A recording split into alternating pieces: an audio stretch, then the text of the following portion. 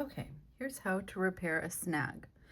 So when one of the little fibers is broken on a knit garment, what will often happen is a snag will be created. So each of the little loops slips off once one of the fibers has been broken.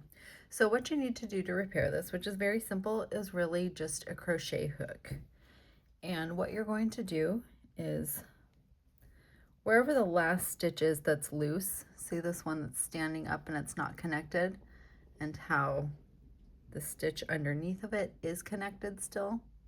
So this one that isn't connected is the one that I'm going to slip the crochet hook through, followed by the next stitch up. So I'll have 2 stitches on my hook, and then I'm going to pull, kind of twist that hook so that I can pull through the above stitch. So now again, I'll go into the next stitch above, see that?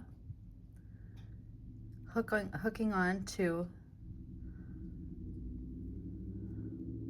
that stitch and then pulling it through. Going up into the next stitch, pulling the higher stitch through the lower stitch, and see how we're repairing this as we go? Going through 2 stitches and pulling the top stitch through the bottom stitch. Again. And notice how I'm turning my hook so that I can kind of grab on to that other stitch. That can be helpful. Last one here. Turning it to grab and pull through. Now we're back at the spot where the stitch has broken. And here now we can just tuck those under and then repair this as a smaller repair.